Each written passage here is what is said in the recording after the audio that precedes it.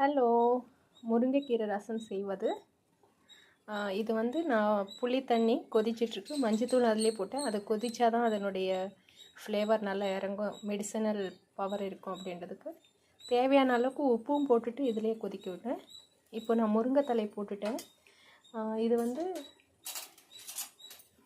கொதிக்க வர்றப்பவே ஆஃப் பண்ணிடணும்.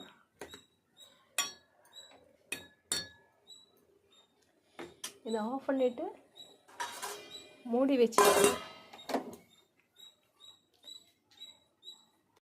இதில் இப்போ எண்ணெய் ஊற்றிருக்கிறேன். தாளிக்கிறதுக்கு கடுகு சேர்த்துக்கலாம்.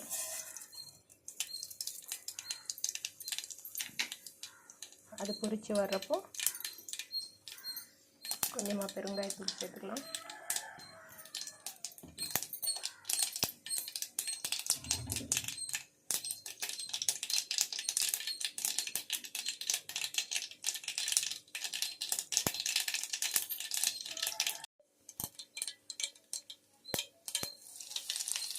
பெருங்காயத்தூள் சேர்த்துச்சு.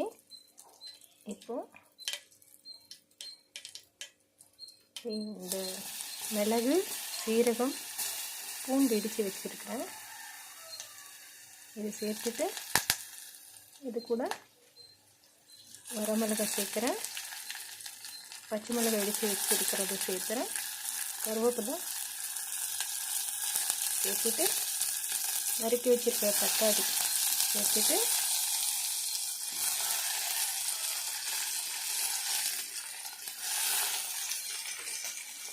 நல்லா ஸ்மாஷ் பண்ணிடலாம்.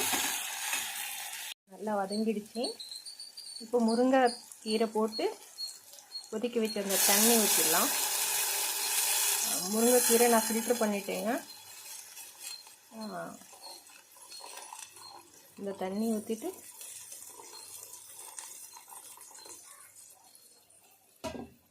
இப்போ கொதி வர வரைக்கும் வெயிட் பண்ணலாம். கொதி வர ஆரம்பிச்சிடுச்சு. ஸ்லோ பண்ணிக்கலாம் ஃபயர். இதில் கொஞ்சமாக கொத்தமல்லி தூவி விட்டுடலாம். ப்ரெஸ் பண்ணிவிட்டு